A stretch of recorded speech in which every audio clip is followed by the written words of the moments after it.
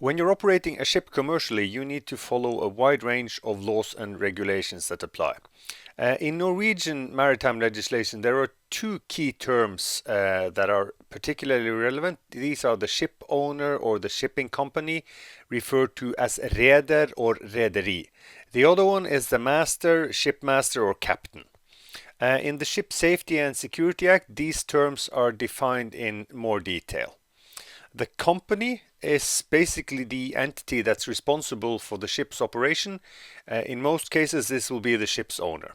The company has an overriding duty to ensure that the construction and operation of the ship takes place in accordance with all applicable laws and regulations, and that the master and others who work on board comply with regulations regarding qualifications, etc. The company shall ensure that all requirements are met, except in such cases where the master is given an independent duty by law or regulation to ensure this. So the master also has specific duties. Master means the person who has the highest authority on board a ship or vessel. And the master has an independent legal responsibility for ensuring that laws and regulations are followed. And if they are not, it is the master's responsibility to not take the ship to sea. It is his responsibility to ensure that the ship is seaworthy. If it is not, for some reason, he should not go to sea with the vessel. The IMO is behind most maritime legislation globally, and the IMO, International Maritime Organization, is a part of the UN, was established in 1958 and is responsible for safety and in shipping and for preventing pollution at sea. And IMO is a key player in the preparation of international maritime legislation. IMO is behind several major conventions. The oldest and most well-known is the SOLAS, Safety of Life at Sea Convention. The main objective of SOLAS is to specify minimum standards for the design, equipment and operation of ships compatible with their safety. So, to ensure safety in design, equipment and operation of ships. MARPOL, Prevention of Pollution from Ships, are regulations to prevent and to limit pollution from ships. And the STCW, the Standards for Training, Certification and Watchkeeping for Seafarers, are regulations that describe minimum requirements for training, issuance of maritime certificates and the competence requirements for seafarers in fairly high detail. In addition, IMO is behind detailed technical requirements for equipment. These are often called performance standards. For example, it is IMO who describes the technical requirements necessary in order to call a chart plotter for an ECDIS. So that's just one example.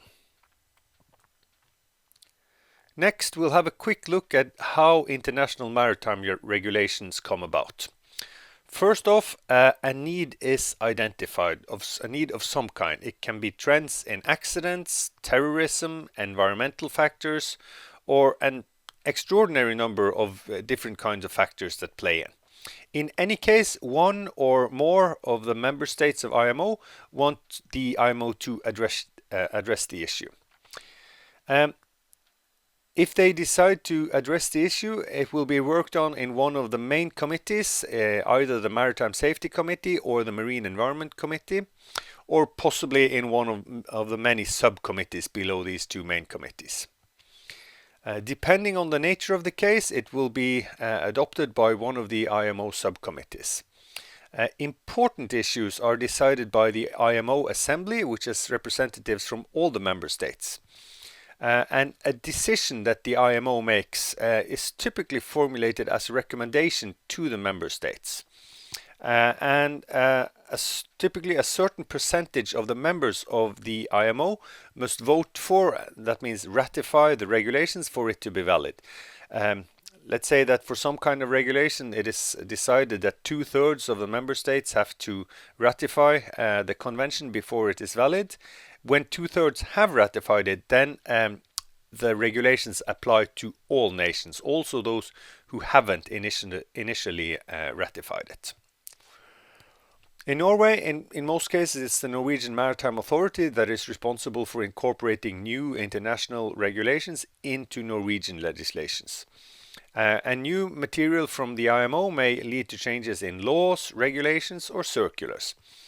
Some issues may need to be brought up to the Parliament, but most issues will be decided at the lower level or at an administrative level. In any case, when all this has happened, we find the updated regulations at Lovdata.